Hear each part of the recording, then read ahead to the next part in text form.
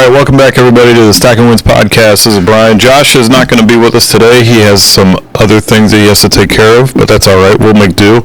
Josh, we're going to miss you, buddy. All right, so I'd like to welcome our very first guest. For those of you that don't know him, this is Alan Baltes. So, Alan, first of all, I want to thank you for coming on and agreeing to share your story. This is going to be really awesome, man. I know we've already kind of touched base a little bit before we got on here, but once I get through giving you a little introduction about Alan, I'm going to open up the floor and let you kind of tell everybody your story and everything that's kind of happened that's got you to where you're at with your sobriety. So, just to give everybody a little background, Alan was born in Duluth, Minnesota, correct? So, yeah. I gotta ask. You probably already get asked this all the time. Don't you know it? So is this a place, man? Is this where all the famous clothes are from? Oh, with Duluth Trading? Yeah. I guess so. I guess so. Some tough stuff. So. Yeah. So he's been in the Navy for 23 years, and he's going to be retiring coming up real soon in September. That's a hell of a career, man. And Alan and I are both sonarmen. So I'm a retired sonar chief. He's going to be a retired senior chief sonarman. And what's interesting is Alan's broken the mold. He figured out how to do it, and he's been married to his high school sweetheart, Alonda, for 23 years in July. It can be done. That's crazy. 23 years to your high school sweetheart. So tell us a little bit about the story, how you guys met. Well, it was pretty odd. She kind of jumped on. Remember, she's going to be watching this, so you better not screw this up.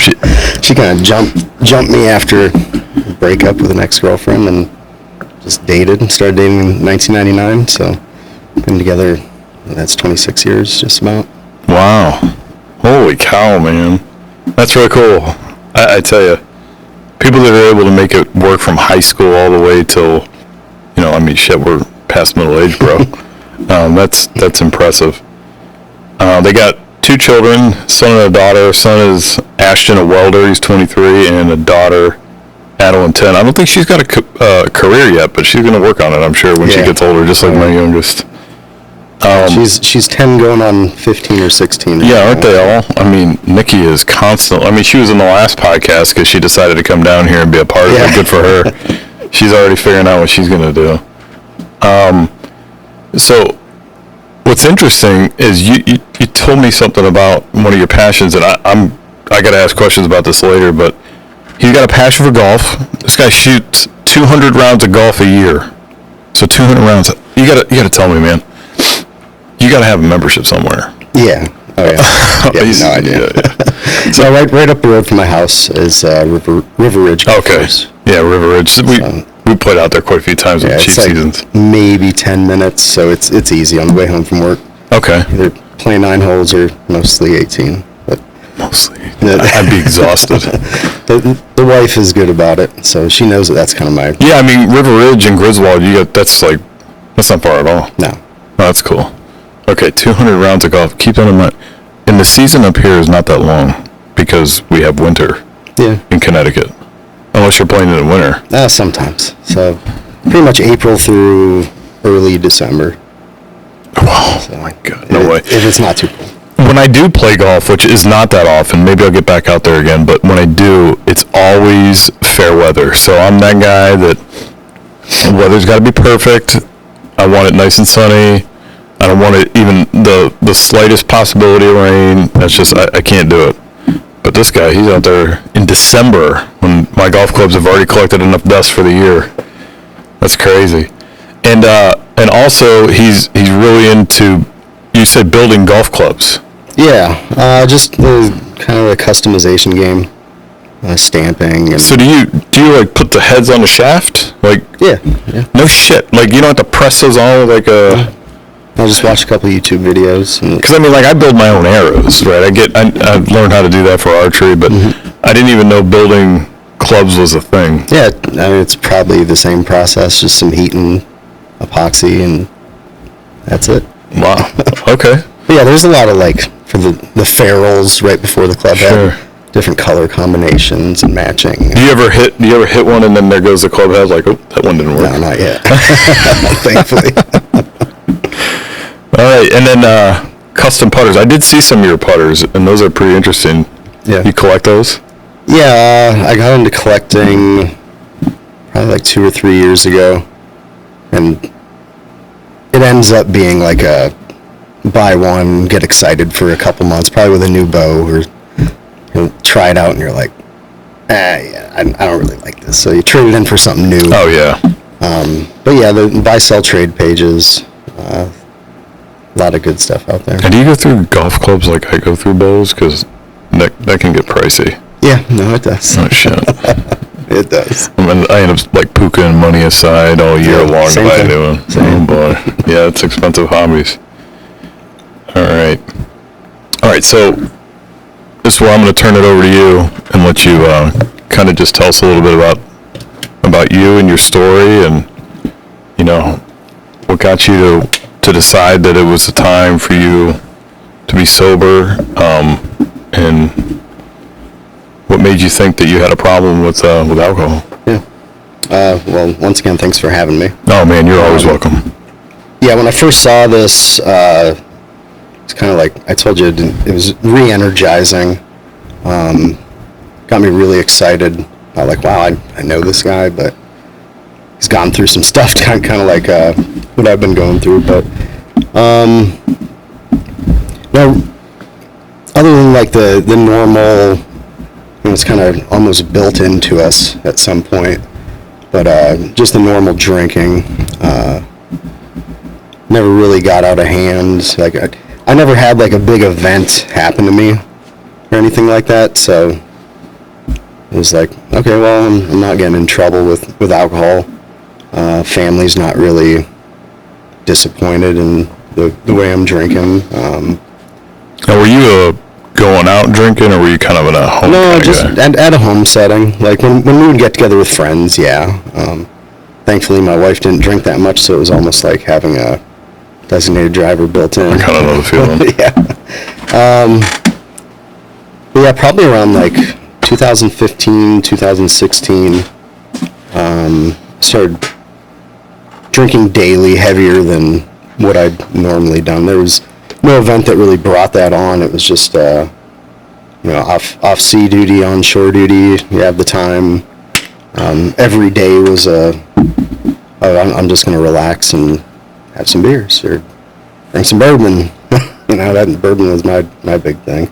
Now, did you graduate from beer to bourbon? Where you like start out with beer and then kind of go from there, and then once you went to bourbon, you didn't really turn back to beer? Oh, no, You're just everything. I did, yeah, whatever was there. So when the craft beer scene hit, Around 2010. Yeah, it was probably like 2010. There's Yep. so much out there, and you go after chasing everything and Yep, I was right there with doing you. the trading and all that stuff. Then got into brewing, and it was just like beer's a thing.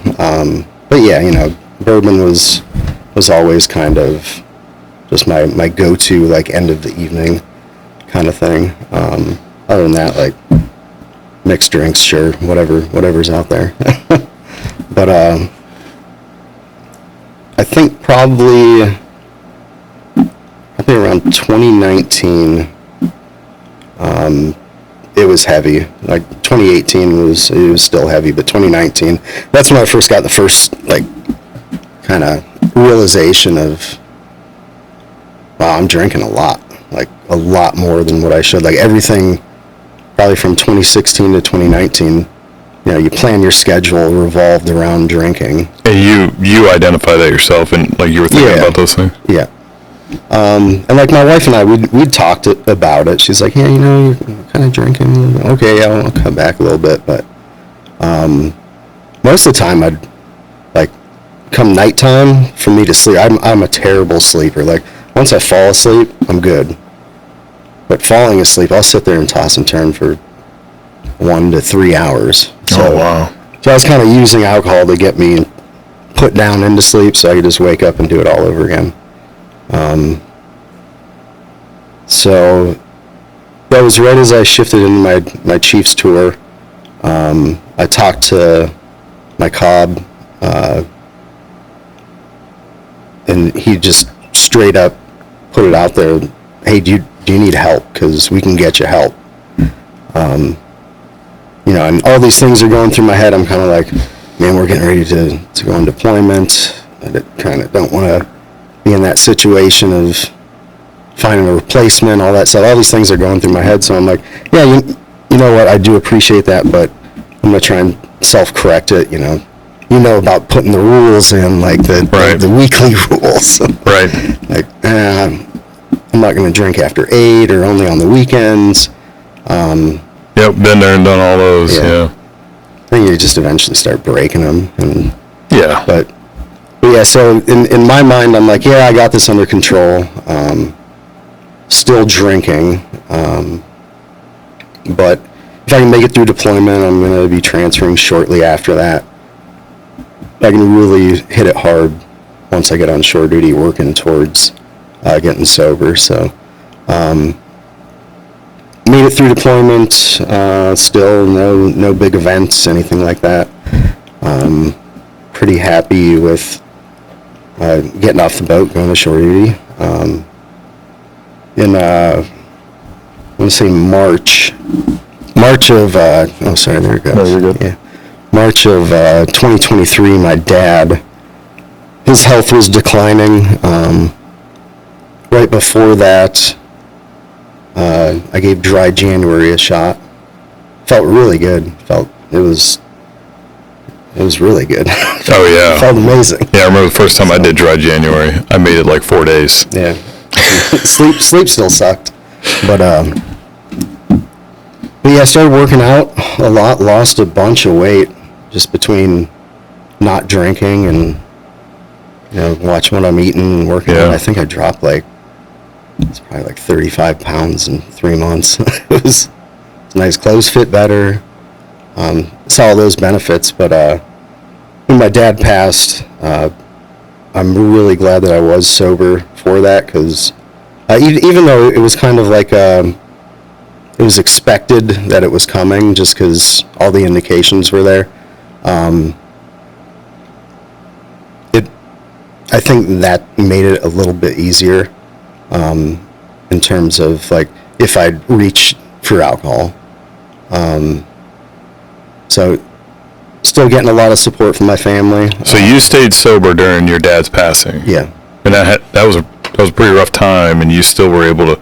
What do you think it was that kept you from turning to alcohol during that? Yeah. So I really want to say that the stress was like actually really low. Were you still on the boat? No. Oh, so okay. I was on shore duty at that point. Okay. That's probably a contributor, because for anybody that's watching this that doesn't understand what he's talking about, if you're not in the Navy, and I don't mean to interrupt, Alan, I just want to give a little context here. That's not in the Navy or not in most notably the submarine force.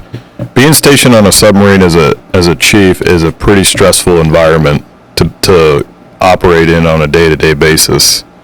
I like to put it like this. This is the way I always explained it. To be a fast attack chief on a submarine, it's like tiptoeing around in not the full deep end of the pool, but like just deep enough to where your mouth and nose is above water, and anytime you slip off your tippy toes, you're drowning. And you got to try to get your toes back up on your toes so that your mouth and nose is above water again, so you can breathe. That's the analogy I try to give people to make them understand the constant barrage of shit that's getting thrown at you all the time that you're trying to work through. So the stress level is always heightened. It's always high. And that's probably one of the contributing factors that helped keep you from diving back in the cesspool of alcohol. And I really like that analogy. That's how I always explain it to people. Well, that's really good. Yeah. It's spot on. Yep. Anytime you slip, you're underwater, and you got to figure out a way to get back up above it. And for the ones that go back out and do a second Chiefs tour, I give it to you. Fuck that. Or a third one, or how many ever. But yeah. Wow. But yeah, the command that I was with on shore duty, Submarine Learning Center, they really worked with me with leave, getting me in the right place at the right time. Not even so much like cover tracks or anything like that, but really, so we were still within kind of operating standards and, you know, really just having me be accountable for. Yeah.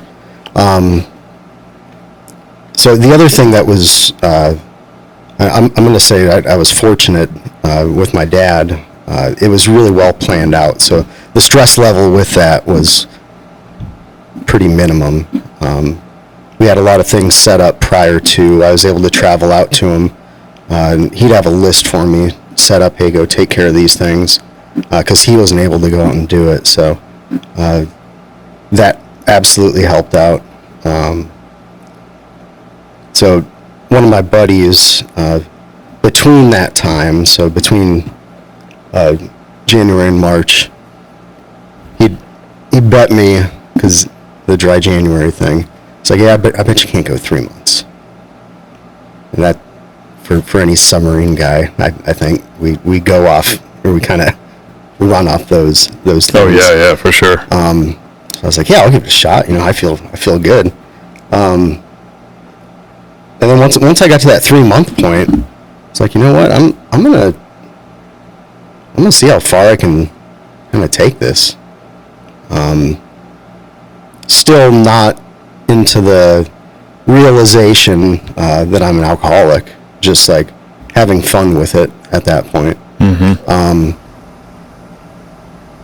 So yeah, that year went by, felt really good.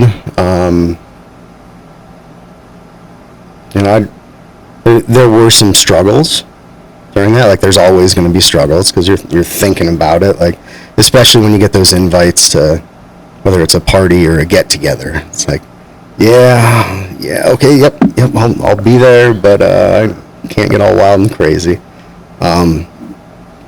So that was kind of one of the things that I learned is,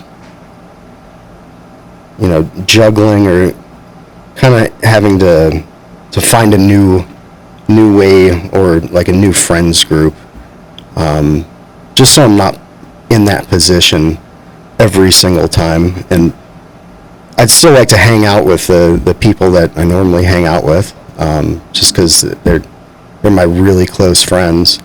But trying to get myself into other situations, healthier options, and try and balance both of those.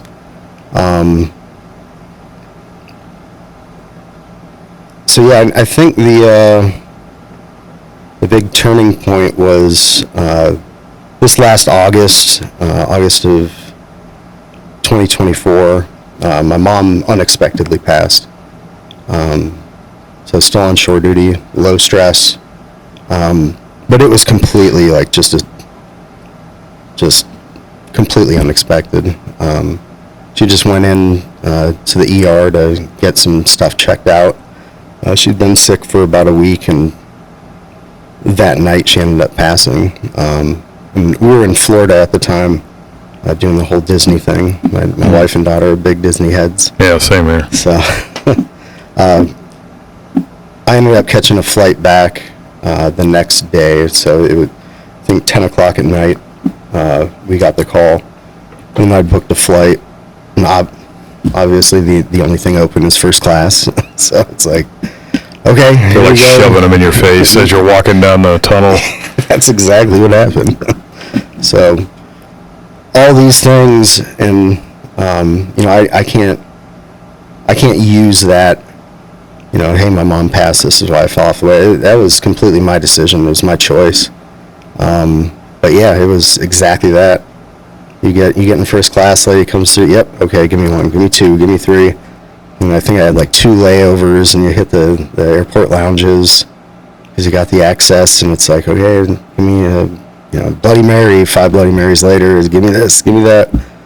So before your mom passed, had you already told yourself you were an alcoholic? Yeah. Okay, yeah. So you were already in that headspace of, I gotta avoid this stuff because it's who I am. Mm-hmm. Yeah, I started seeing a lady up at Behavioral Health, probably, I'd say right around the time that my dad passed. I thought that it would be good, and then we started diving into other things.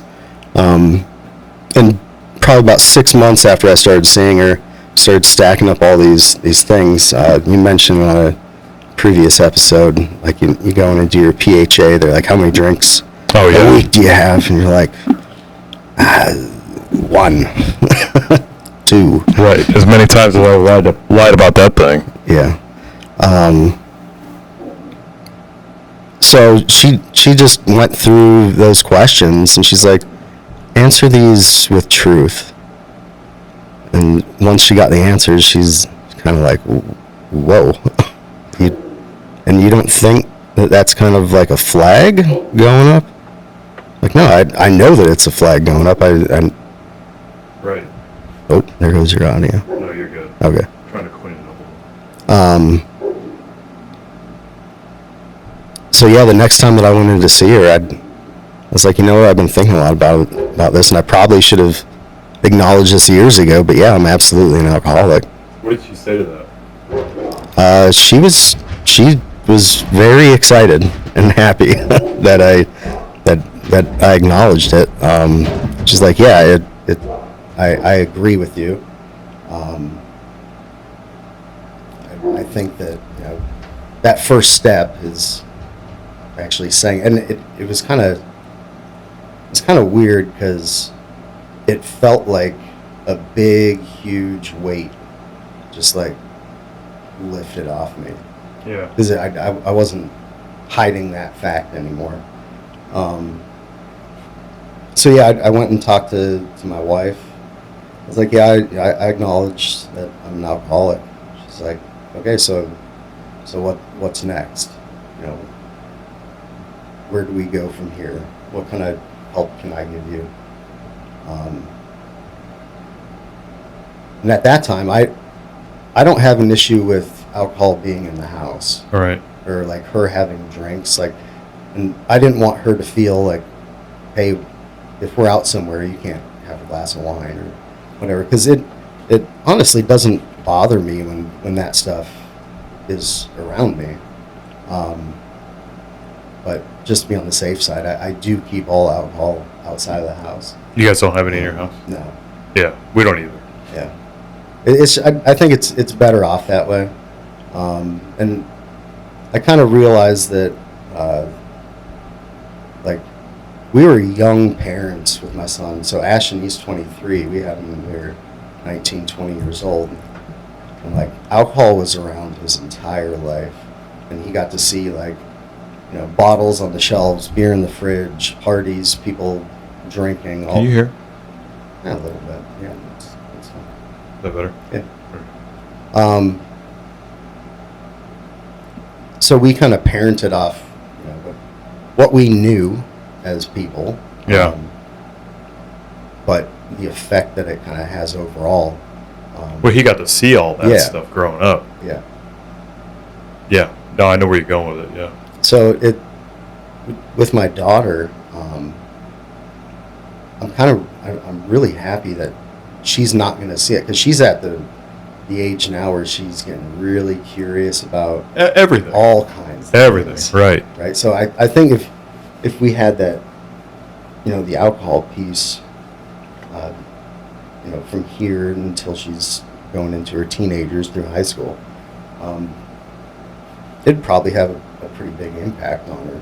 Yeah, Correct? especially since you're probably, if you're anything like me, I was definitely drinking more now than I was when my two older kids were younger. Mm-hmm.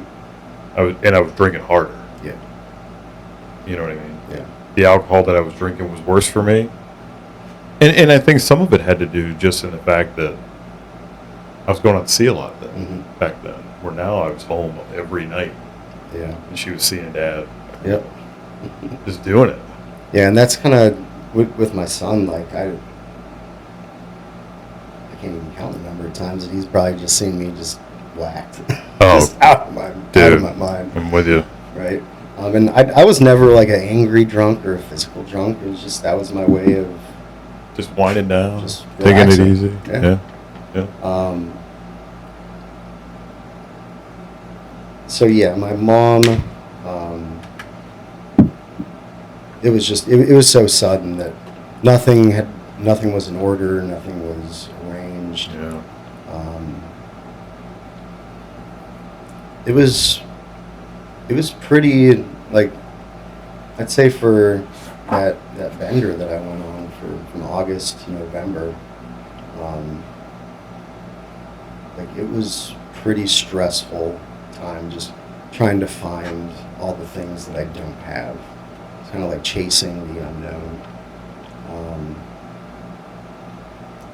So still no big event happened. No DUI or getting in trouble with police, anything like that, fights. So my wife and daughter, they went to Florida for it's like the Halloween event that they have. Oh, at Disney? Yeah. Yeah, my don't let them know about it. Don't tell them not to let my wife know about it, because that's just been another thing I got to go do with the Disney thing, and I already spent enough money at that place. Yeah. Well, if you want to spend less, she should probably call my wife, because she knows like all the ins and outs. Okay, then tell her to call my wife. They went to Florida for that, and it was probably like, let's say 10 days. So her parents have a place in Sarasota. No, like no hotel and stuff like that. Like 10 days at Disney? Oh no! Like she goes to Florida in the summer from the God. time school gets out until the end of August, because they stay at Sarasota. It's like 2 hours away, and they'll go to Disney and stay a couple nights. Oh, okay. Because like 3 days at Disney, I'm ready. I'm just ready. Yeah. Well, that's kind of the trade-off that I have with her with golf is I go twice a year. Usually I go in April and August. Yeah. And I have to go to Disney one day each time. So, and Oh, so you're down there golfing while they're at Disney? yeah. Ah, see, there's the So- golden ticket. There's nothing for archery down there, bro. Yeah. Not that I know of. So there's nothing for me. I got to wander around Disney. So yeah, it's a good trade for me. Yeah, 'Cause there- I get to go golfing while they do their thing. I spend one day there. Count the parents. Alan's got it figured count out. the kids. So I was home, alone with my son. He's working, and I do enjoy the casino.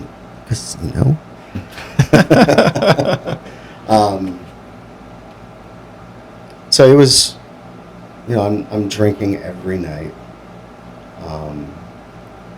and this is probably where it really kind of broke the branch on the tree for my wife. Is I was going out every night, doing my thing, not getting into debt, but going in the positive, really excited about things, and she just had enough of it. She was just with the drinks. I was pretty much get off work and drink, boom, hit 11 o'clock, go back to work the next day, not drunk, not hungover, well, sometimes hungover, but it was a good, at that point, 'cause I'd been heavily drinking during that, even time before that, she called up my best friend, John. He's a ex-submarine guy. He's been sober for, let's say, 8 or 9 years. Had some things, for him, he had some things happen in the Navy, and he had to exit the Navy. But she called him up, and she's like, I don't know what to do. I've had enough of it. He's like, well, have you talked to him about it? Not really. I can't really attack that, because I don't know how to attack it. But I've had enough, and I know to call you if I need to call anybody. So he pretty much told her, he's like, listen, it's kind of a shitty place to be, but like it's a bad movie, and you already see how it's going to end, like, but you have to watch that end, because he's not going to stop what he's doing until he hits that rock bottom. And yeah, that's tough to gut. But she called me. She talked to me about what her and John talked about. And that night, I was like, you know what? Yeah, you're absolutely right. This is that bad movie. And the thing that really got me was the rock bottom part. Is I don't know what rock bottom is. Right. I don't. You never found it. I don't want to find it. Like, that scares the hell out of me.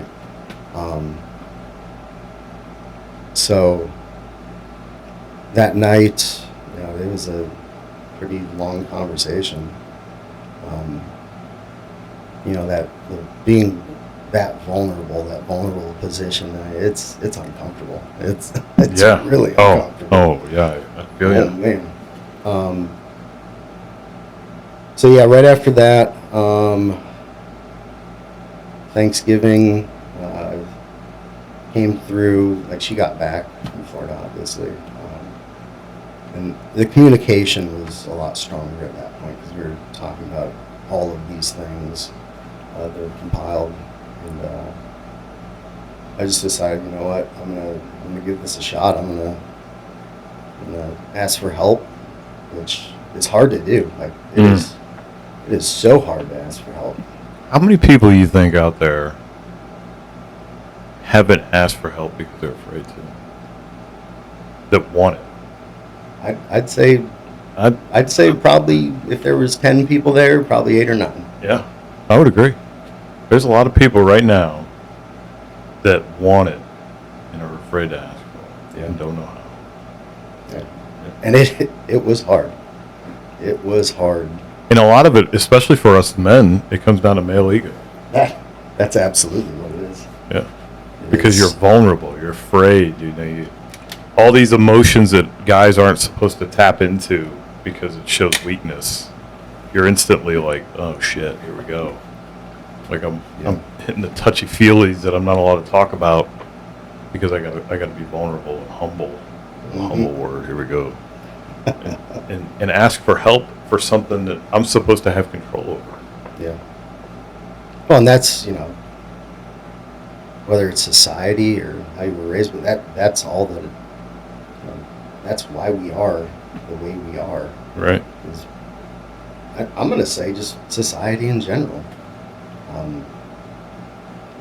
Like, we can be manly men and say, oh, that stuff doesn't bother me. I can take care of this myself. Well, I tried that. Didn't work for me. So. Right.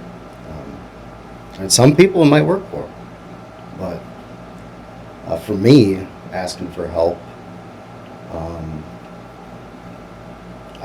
it's worked so far. It's worked out definitely.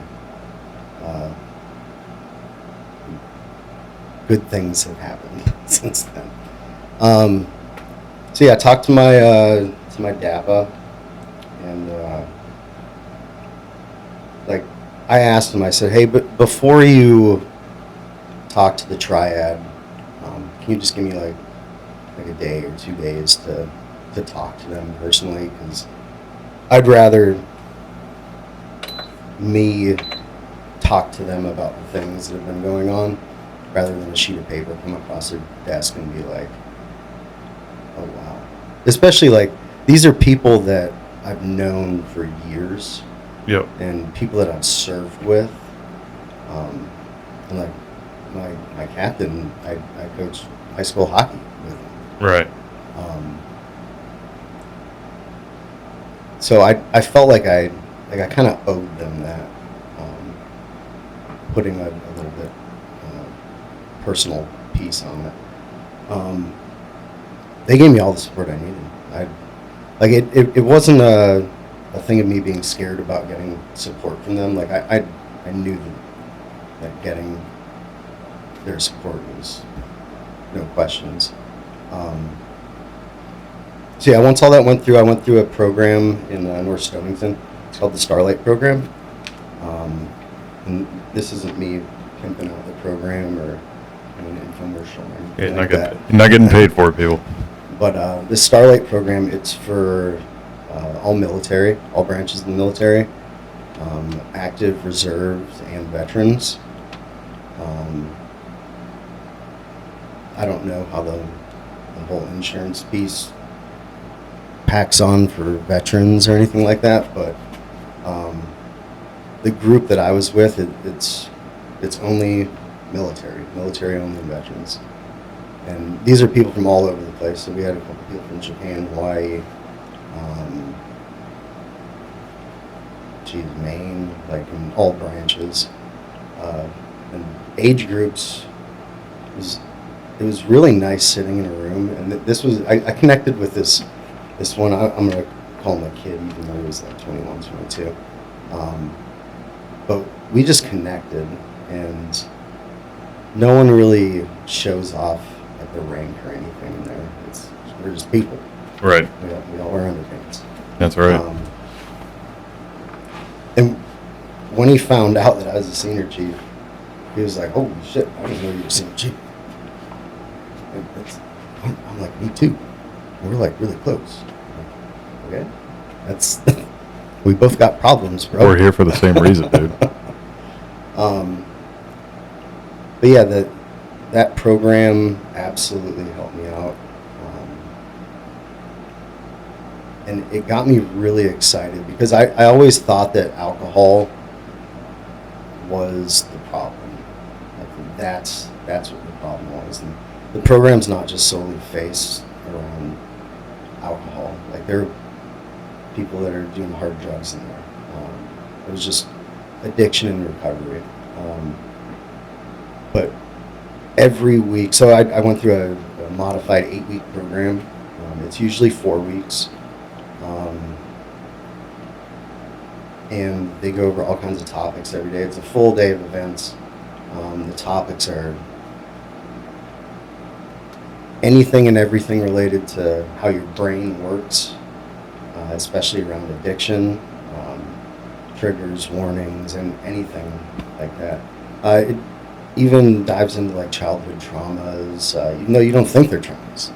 Oh, no shit. Like, it was like, hey, breaking down how your brain works and why that may or may not be feeding your addiction. So it was phenomenal. Like, I will 100%. And that, you said that was outpatient, right? Yeah. So you went in there like what, every morning? Yeah, so every morning I went in. I think there was 2 other people in the group that were outpatient. All the rest were inpatient. There was probably around 25 to 30 people there. And there's people coming and going all the time. So, because once your 28 days is over, you're either extended or you graduate and you go back to your command. And I think the reason why I liked it so much is I went in with the mindset of I'm not going to hide anything here. Like, I'm going to be open about it, and that it was tough because there's the vulnerability piece, right? Something that we do not enjoy as men. That's the truth. So yeah, there were some people in there that it was just the check in the box, and you can see probably how their recovery's going now if you talk to them. But at least the ones that I keep in touch with that were there to get better, they are doing much better. It was a phenomenal program. I finished that up, I want to say, it was like early March, end of February. And I think that's about close enough to where we're at now. Yeah. Yeah, wow. Did you, so you said your wife and your friend were kind of like the catalyst to getting you back on track. Yeah. Because you had been sober for quite a while. Yeah. Before you had your mom passing, and then you know, you realized like you were just going down a dark hole. Had your wife had she said anything up to that point of like, hey, you know, you're getting a lot of hand? Had she said anything up to that point? Like, hey, I think you're drinking too much, or anything that would lead you to believe like maybe I need to get this shit under control? Yeah, there had been, especially sometimes during my C tour, my chief tour. Yeah. Yes, there were those conversations. I kind of get it under control and level it off, and it would just end up ramping right back up, and then we'd have the talk again. It's like, okay, yeah, I'll not have any drinks for 2 weeks. Kind of where those rules set in. But yeah, I just end up keep going back and increase the drinking. Once you had that moment that you realized, I'm sure. I mean, I kind of talked about mine like when I was like, oh, shit. Once you had that kind of time frame where you realized I'm an alcoholic, do you think other people around you had already kind of figured it out? I'd say yes and no. So there were a lot of guys that I worked with that they were blown away by it. They were like, I would have never had a clue. There were a couple guys at work that I talked to often, and I was like, yeah, you know, I'm pretty sure I got a problem, but yeah, I'll get through it. And I'll just keep doing it. Yeah. Were you doing anything at home to so like I'll talk about this and maybe give you an idea where I'm going with it. Were you doing anything at home to like hide the fact that you were one, or that you were drinking as much as you were drinking? Because see, like what I would do, Yes. I think we all do, right? I would, and I've already told, my wife knows all this, so I can say anything I want on this, and she knows everything. I would come home and like swap bottles, you know what I mean, of shit, so that she couldn't tell. I think she kind of knew and was like just kind of, I don't want to say she was turning a blind eye to it, but I would, you know, do different things. Like I'd bring them in my bag, wait till she wasn't around, and then switch them, you know, that kind of stuff. Because I didn't want it to be so obvious that I was drinking as much as I was drinking. Yeah. No, I'd hit the store on the way home. Little nip bottles. You know, whether I had them in my golf bag or my car or in the freezer downstairs, like I had them kind of tactically placed to where I like right next to the lawnmower in the shed. You know, We all got our spots. yeah. And then with bottles, well, beer and bottles, it's kind of easy because the more beer that you have in your fridge and you keep restocking it, the less it's seen. Less anybody's gonna notice. Yeah. Hey, especially if they don't understanding of all the craft beer art and whatever. Yeah, because once craft beer took off, man, it was like Skittles got thrown on the shelf at the store. Exactly. You couldn't keep up with what was what. But yeah, now that I think about it, sometimes, yeah, I bring bottles home in my bag and just kind of wedge it in the middle of the shelf. And then once the one up front got kind of down, I'd move that full one back. Yeah, no, that was absolutely a thing. I did all kinds of stupid shit. Because I didn't want anybody to, well, mostly her. I mean, it's who you live with that's cognizant of what you're up to. You know, I'd go to make a new drink or whatever, especially with bourbon. Bourbon was the thing at the end. Like, I'd graduated past the craft beer. It just wasn't getting it done. And I'd go to make a glass of it, and I'd like put some ice in there, not too much, because you know ice takes up too much volume. And then I'd drink like 2 or 3 big gulps off that sucker, top it up again, and throw enough throw enough ginger ale in there so she thought that she saw just enough fizz in there. It's like, oh yeah, he must have ginger. And she'd say, did you put any ginger ale in there? I'm like, yeah, sure, I put plenty. It was all ruse, man. And I even told her, I'm like, and I didn't really give a shit. Because it was all about me getting drunk. Yep. And that's a really fucked up place to be in, man, you know? Absolutely. To not care about, like, what other people think about what you're doing, because it's so destructive, and they care more about you than you do at that point. Yeah. Yeah, I'd go golfing, and like to golf sober when I was drinking, it was easy. It was hard. To golf intoxicated was extremely easy. Oh, I bet. And to reteach myself how to play sober, it took probably 6 months to Because like your muscle, the way they move and loosen it all up and everything. Well, and just muscle memory and like all the things and kind of just being in it. That mindset wasn't there, but I'd go golfing and I'd have a bottle in my bag, and I'd take a walk by the woods and take a couple rips off of it. And people I'm playing with, they have no clue.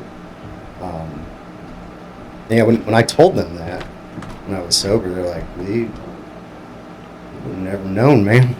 So Would have never known." So were you not allowed to golf on a golf course? Because I mean, every golf course I've been on, I've been half cocked by the time I was through the first part of the front nine. Well, yeah. What do you mean by... I wouldn't have gave a shit if I was like standing there just doing it right in the. Oh, you're walking probably, right? Yeah. So we play early morning rounds. We're the second group off every Saturday. Oh, because Sunday. you're probably playing.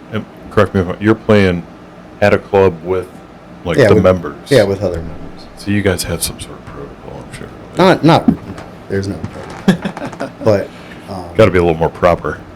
But who wants to be seen as the guy pulling the flask out at 7:30? Wasn't that why you got like a Yeti bottle? I mean, that's some things I did too. Let me tell you. Actually, that is exactly what I would do. Yeti bottle, filled up to about there with bourbon, the rest of ginger. That thing would last me about halfway through a golf round. Yeah. Yeah. I'd pack 2 of these. And yeah. One with bourbon, one with whatever. And telling you, there's all kinds of tricks that we did that was probably really stupid. Yeah. I mean, oh my God, it's crazy.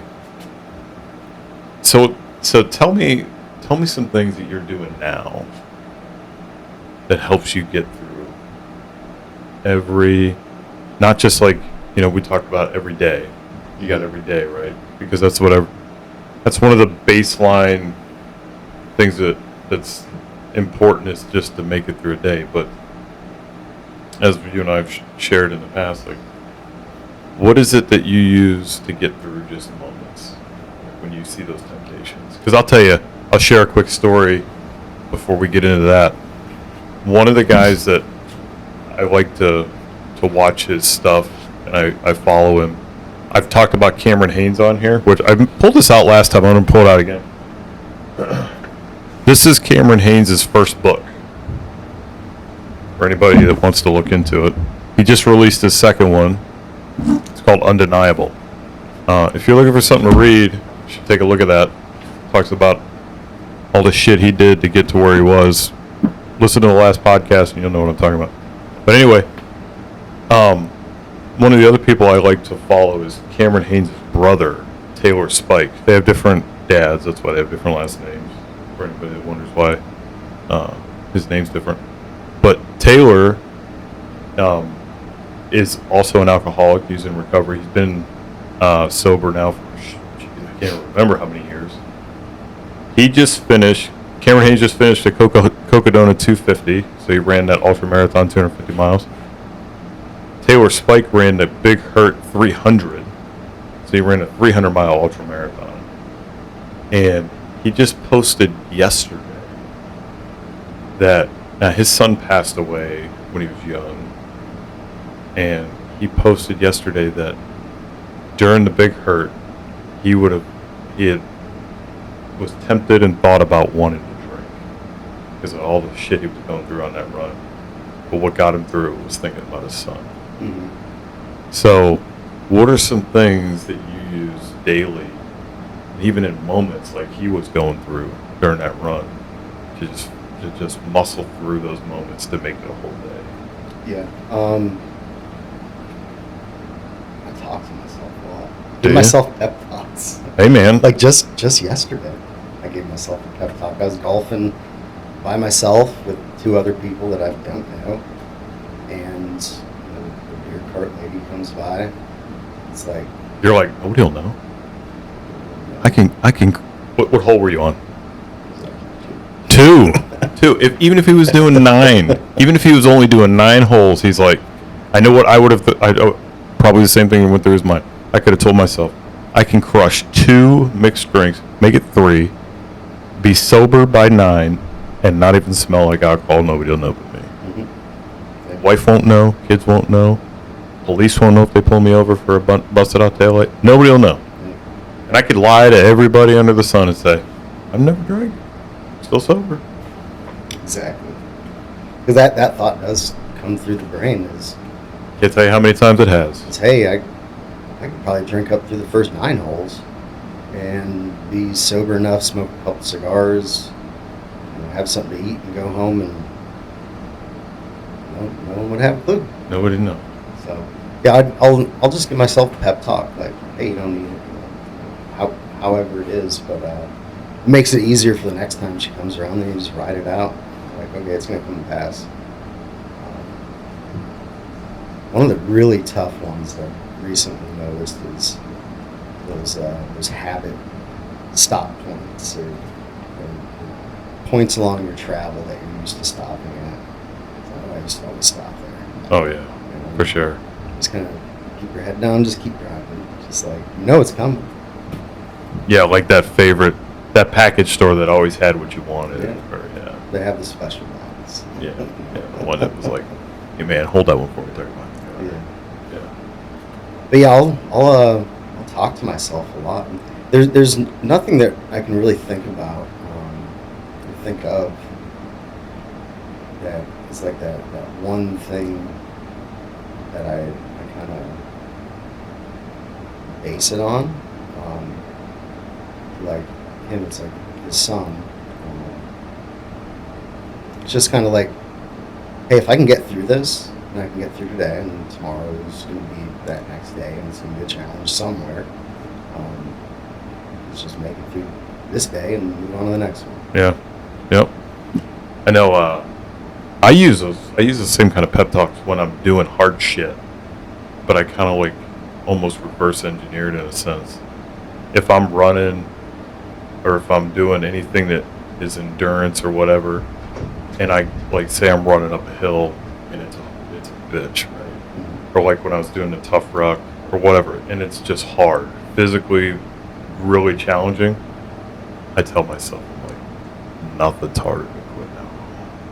You've done it. Nothing's harder than staying sober, and you're doing it. And that gives me the energy to push through anything.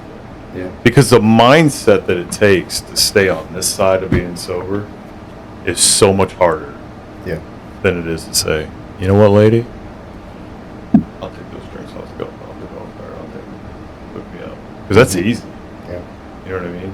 So I tell you, like, I use the same kind of pep talks only to get me through things, and use my sobriety as my fuel. Mm-hmm. And it's helped me in a lot of situations. And I think we all got to find what we can use to help us, because there's nobody there doing it with us. Yeah. There's nobody there not drinking with us. I mean, sure, they could be, but they're not the ones that are going through the struggle like we are. You know, our wives, like my wife doesn't drink, and so like we don't even have alcohol in the house because she doesn't drink either. But she was never an alcoholic. Yeah.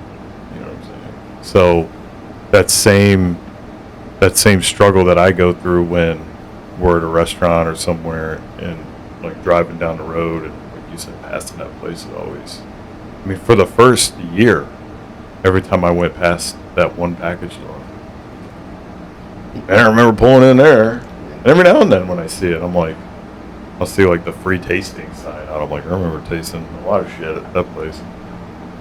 It's tough because, you're so used to it. It was just second nature. You almost didn't even think about it. Muscle memory pulled you in there. And now you're forcing yourself to do something different. Yeah. It's challenging. Yeah. Well, that's great, man. I mean, anything you can do to just, get through a day is huge. Because getting through today will get you to tomorrow. Yeah.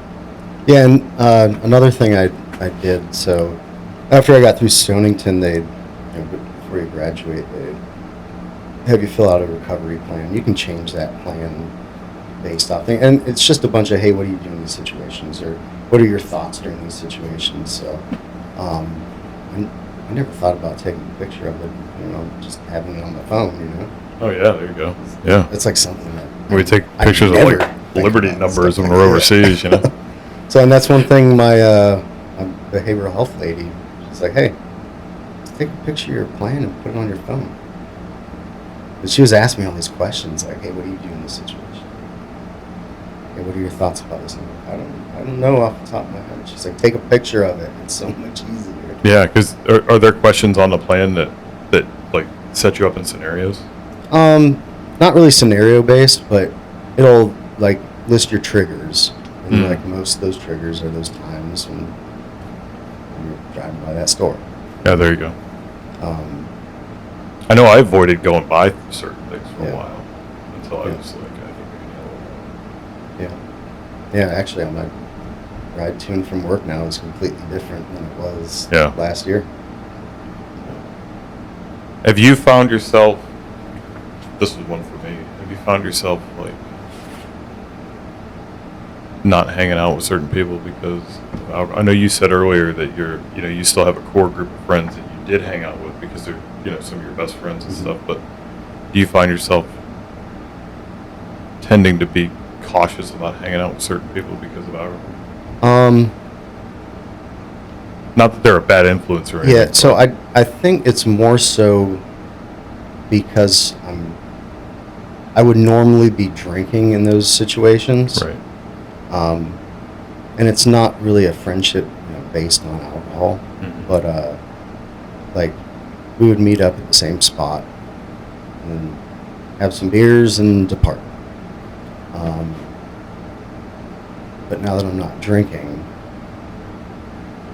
I'm kind of like, I don't want to put myself in that situation, especially having gone through the treatment program. Is that in the back of my mind, I'm also thinking, man, I really want to go hang out with these guys, but I can't really be seen in a bar that is designed for people to be drinking alcohol. Right. After I've gone through this program, because it's not really appealing to someone's eye seeing that, especially if they know that I've been through the treatment program. They're like, what the hell is that guy doing there? Oh, do you mean like from the context of I'll just go and hang out? So like if you were in there, let's say it's someone from your command saw you in there? Yeah, or someone that just is, knows that I've been through treatment. Because then I'm kind of stuck in that crossroads of like, well, he's not supposed to be drinking. I don't know if he is drinking. What's he doing here? Yeah, I could see where that's like a moral dilemma. Yeah. Morally, you're telling yourself, like, maybe I shouldn't be in here. But really, as long as I personally think, this is just my opinion, as long as you're sticking to your plan of not drinking, I think you're still safe. Yeah. But I totally get not wanting to be in that situation. No, that's challenging. Yeah, but for the friends piece, I've absolutely seen or spent less time with my core friends group. Yeah. Just because I haven't been drinking. Yeah, and then it does it's challenging. It's hard. It is. I know I found the same thing. One of the things I ended up having to separate myself from that was tied directly to drinking with me was smoking cigars. Yeah. So there was a lot of evenings. Oh yeah, I guess bourbon and cigars. Yeah, absolutely. right. So I'm a big cigar smoker. I was, man. I had a shitload. So I had like a 300 humidor cigar. I would get on like those websites where you could like bid on them and get them cheap, like Cigars bid. International or whatever. Cigar bid. Yeah, and I would buy them, and then I had like a 300 humidor cigar. It was full, and in the evenings, when Nikki was real young, put her to bed. Megan would like work out or something. I'd sit on, especially in the spring and summer when it was nice out. I'd go out on the front porch. I'd get the first glass, grab a cigar. It was like synonymous together. Wave at cars as they went by. I felt like I was an old hillbilly down in West Virginia or something, you know? Yep. The only thing I needed was a swing. And when I made the commitment that I was going to quit drinking, I was like, I don't know that I have a place for these anymore. Because they went, in my life, they go so hand in hand together as a trigger, right? I was like, I think that if I had a cigar in my hand, it would make me want to get a bourbon. Yeah. So I ended up selling all of them. Put it up on like Facebook Marketplace or something. Sold the humidor, sold every cigar that was in it. Dude got a good deal too. Yeah, I bet. I think I sold it all for like $150. I just wanted it out of here. You probably had like $700, $800 Oh, worth of stuff easily. in there. And I wanted it gone. And the guy, like, I met him in a parking lot somewhere up in Rhode Island or some shit and he's like, oh, well, I'm like, dude, the humidor is like $400. What are you doing? Just give me the money. I ain't got time for this, We gotta go shopping and like, trying to like knock me down on the price. Yeah. I had to get rid of it too because it was just another one of those things. Like it was tied to. I had to break those chains, man. Every one of those links that I took out of a chain, that chain's smaller for me. It was needed. I needed to get rid of it, but it made it easier. And now, for me, I tell myself that there's no way I would ever want to give up where I'm at because I would be fearful that I would be a failure to not only myself but to my family. Yeah. You know what I mean? And that's important to me because, mine was, I don't think, like I said, I don't think I hit like a rock bottom either because, and I've talked to people about that, and I'm glad you mentioned it earlier. I've talked to people about that. Some people don't think there is such a thing. Some people say, you don't have to hit, there's no such thing as a rock bottom, when people in a car accident or whatever. I think that's an opinion. But one thing for me was, it was the health thing and the fear of, not being here. Yeah, widowing my wife and orphaning my kid, my kids went home without a dad. I was like, what the hell am I doing? It's so selfish. All because I want to keep drinking alcohol. Like, give me a break. So that was enough for me. I had to get my shit together. One big positive is, like going into collecting putters. Like you save like a bunch of money by not drinking. I tell you, $100 bottles of bourbon are expensive gosh. when you're going through them every couple of days. Yeah, I was adding it up. I'm like, man. Have you ever done it for a year? No, add up the money for the year? No. Yeah, there's one of the future guests that's going to be coming on here had me do it. You should do it. It'll be a rough estimate, but it'll probably disgust you. Yeah, because just like rough numbers, I forget what it was, but it was something like $500-$600, and that was just for like beer and maybe a bottle at home, and that's not counting like you go out to eat or you go out with friends. And you go out. So I'm guessing it's somewhere probably like near like $1,000 a month, roughly. Yeah. So when my first attack at being sober, I was like, all right, well, if I did this for 3 months, I just saved this much money. And that's what drove me to get a golf membership. It was going to pay for it. Yeah, I was like, well, this will pay for my golf membership. And your wife's like, yeah, that's fine. Yeah, sure, go. Like, why not? Yeah. But yeah, I can only imagine what it would be like if you added up everything over the entire year. Especially like, there's a lot of gifts, like gifting people alcohol, or hey, thanks for helping me out. Here you go. Yeah, here's a bottle. Or hey, truck guy, can you pick some stuff up for me? Here's a 230 packs or whatever. Yep. Add all that stuff up. Jeez. That's got to be It's insane, it's gotta be man. about half the amount of a very nice car. Yeah, it adds up fast, man. Faster than you probably really like to admit. Yeah, it's pretty crazy. I was blown away.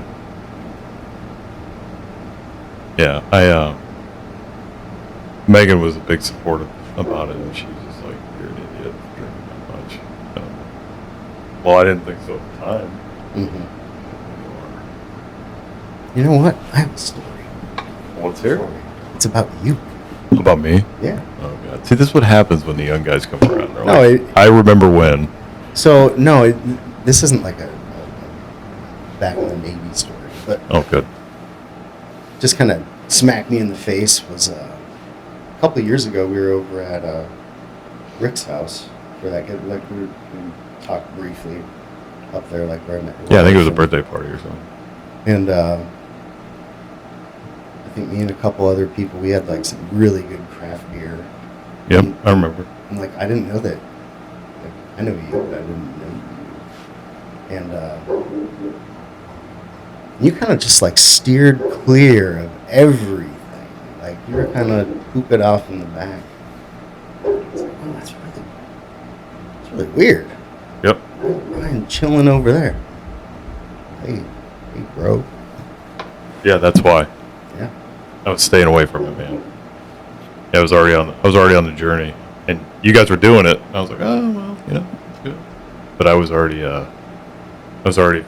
think I had just quit. Yeah. Just quit, and it was a hard time. Like, just quitting. Oh yeah, it's the terrible. worst because it feels like Not to mention like the detox phase. right, Oh. which people if they haven't been through it is unbelievable. But I had just quit, and it was like we went over there, and I remember Ricky offered me one of them, and I was not comfortable telling anybody. Mm-hmm. And then on top of it, I don't think anybody knew. And then on top of it, you feel like everywhere you go, the temptations are like everywhere. Oh yeah, because in the kitchen they got like the margarita bar. Everywhere, like it's like one of those movies where it's like you're looking around. It's like they're just coming at you like a cartoon character, Mm-hmm. And it's like, what is going on here? And I didn't even want to go. I remember Megan, we gotta go. It's gonna be a good time. And we walk in, and I saw you guys, and you're like, yeah, dude, craft beers, and I'm like, this can't be happening. Like, this is really all these guys are like. So I was like, I just gotta sit back and just like. And you did too. I did because Like I you had were to in get the through. back. I had to get through it. Yeah. And I knew if I just kept to myself, it would just be easier. And I mean, everybody that's been through this shit knows that sometimes that's the easiest way to make it through the beginnings, or any of it. Sometimes because it's so hard. Mm-hmm. And now, I mean, if that replay that whole scenario today, Oh, yeah. I'm walking there like, "What's up, dudes? Yeah. You want to?" No, man, I'm sober, bro. Like I wouldn't even care, But then I was not in place. Like when I first opened the barbershop, I talked about this before. Guys were asking me about putting beer in there, and I'm like, "No, it ain't happening, dude. It is not happening. Mm-hmm. Get over it. Go somewhere else if you want to drink. It's not going to happen in here." And some people were not happy about that. It says bros on the sign outside. That means it's my barbershop, and if you don't like it, go somewhere else. Mm-hmm. I don't give a shit. So, yeah, it was hard. That was like right after I'd started. I was like, this is going to suck. She's like, you'll be okay. And you made it through though. It did. Yeah. It did. Yep. It looked like you wanted to kill people though. And Oh, boy. Oh, boy. And Rick is great. Yeah. And he, No, I love Rick. I think we talked about it afterwards. And, he's the best. He used to come into the barbershop all the time. Until I closed it, I was the only guy that he'd cut his hair. You know how he is. You gotta watch this, Rick. I'm talking about you. Yeah, it was tough. Well, dude, you got anything else you want to talk about? Floor's still yours, man. No, actually, I have a question for you. Since we brought up detox, how'd that go for you? Because, so drinking pretty much, the last 24 years in the Navy, you get underway, and that's kind of one of the things you're like, I'm not an alcoholic because I'll go underway and I won't need alcohol and I won't even think about alcohol. I got a funny concept about that. Right? So, kind of, you're in a different mindset when you're underway. You don't have any of those outside distractions. Now that I know these things, Yep. and can put it together, okay, yeah, that's obviously, not a thing. I'm not an alcoholic. I'm not an alcoholic because when I get underway, I don't crave it. I used to say the same shit. But yeah, I'm kind of curious how the actual detox went for you. I'll answer that in 1 second. So, but before we get into that, I used to say the same thing about, well, I get underway and I don't need it, so I'm good, right? And then I used to say... Freshwater layup, as we call it. Right. And then I used to say, well, I've gone 6 months before without drinking when I go on deployment. Do we really? Not really. I think the longest you ever go is maybe and every deployment is different. I'm not going to get into that. But, 60-ish, give or take, days? Yeah, I was going to say about 2 months. Right? So, don't fool yourself. Anybody that's has spent time in the Navy and done this shit that we've done, you're lying to yourself if you say that you've gone that long, right? And don't get me wrong, it's a start, but those are all just excuses we've given ourselves to believe that what we've done is sufficient enough to continue the behavior that we're doing to ourselves afterwards. Because I used to say the same stuff. Oh, well, I can get underway. It's fine. And I think some of it just goes to prove that a lot of it is mental. Because it's true, we can get underway, but it's still not easy. And for me, the detoxing period, it didn't last all that long. And I'm not really sure why it didn't. But it was terrible. It was a lot of sweating, I used to be, I think alcohol raised my core body temperature by quite a bit because I used to walk around the house in the dead of winter in shorts and t-shirt all the time, no socks, right? And I wouldn't even wear slippers or anything because the cold floor would help keep my temperature, help keep me cooler. Now, 2 years later, I'm colder. So the detoxing has taken, I think it's been a longer process than I even want to believe because it's gotten me to where my core body temperature, I think, is lowered to the point where I'm colder now than I was then. All the time I was hot. Yeah. All the time. And now, I went through the sweating phase when it first happened. And,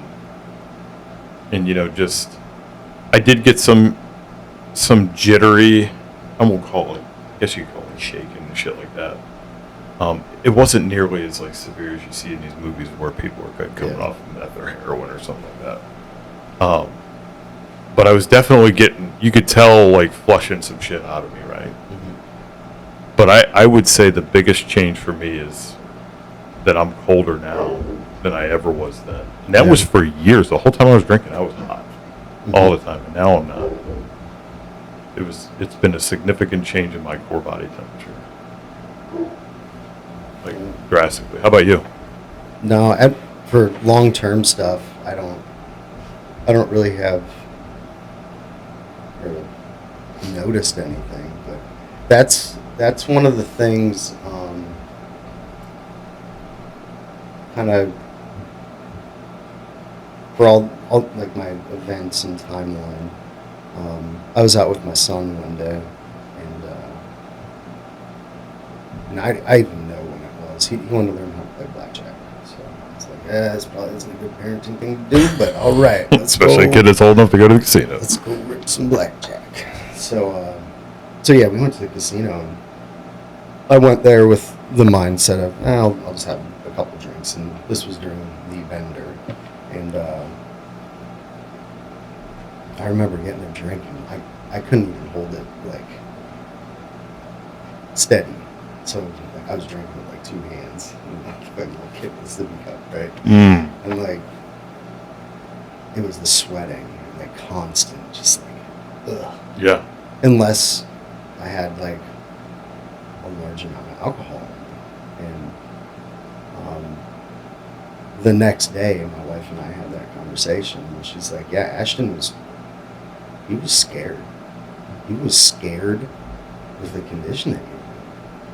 I said, what are you talking about? You were shaking, you couldn't even drink with one hand, you were sweating bullets, like he was scared. Like that was really the only thing that I had for detox. Was the sweating? Was the sweating and shaking. Okay.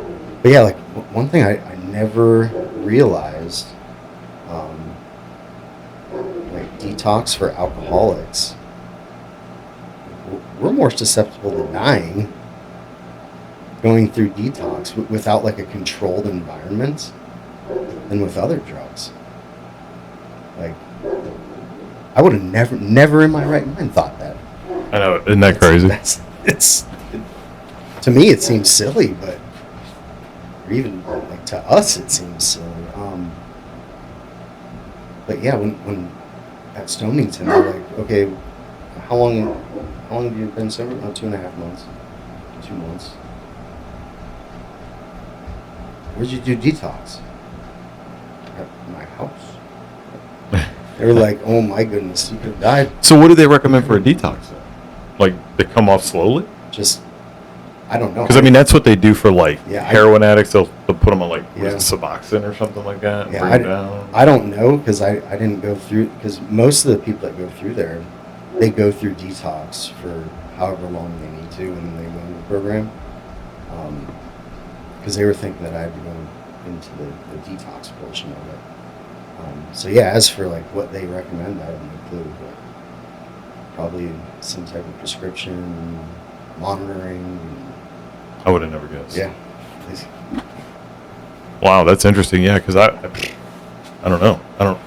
Like I said, I know, at least I think I know, for things like heroin, they bring you down slow with a certain type of drug, like Suboxone or something, to ease the transition off of it. I would have never guessed for alcohol unless they just taper you. I mean, how do you taper someone? I don't know. I don't know. I don't know how you would. Oh, we want you to drink 2 shots tonight. How many were you drinking before? That whole bottle. Half of it. Like, 15. this could take a It's while. good enough. Just so you know. I only got 28 days. You know what I mean? I don't know. I'm not trying to make light of this by laughing at it. I just don't know how they. I'm sure there's a way. They're smarter than I am. I grew up in a trailer park. I'm the brightest guy out there. I wouldn't even have a clue how to put that all together. That's nuts. Yeah. I don't know. That'd be interesting. Maybe that's a guest we get on here. See if I can get somebody from over there to come sit down and talk to us on how they do that stuff. That's interesting. That's a good idea. Yeah. See if we can get somebody to come on here. Maybe they will. That'd be a good person to have on. Yeah. See? Get somebody on here and they can explain to us all that stuff. The science behind it. The medical side. Better than me. All right, man. You got anything else? No. I just hope that this can help somebody. I think it will. Like, it was just a tough, and it's still a journey. It's always going to be a journey. But just getting to this point was tough. So yeah, that's just my biggest hopes is that, somebody will see it, whether it's military, non-military. But I know that for me, when I saw your episodes, I got really excited, really excited about it. And I wasn't even thinking about coming in and sharing what I shared. I was just excited overall, wow, finally we have people willing to put it out there and help, actually help people. It's people that we know. Right.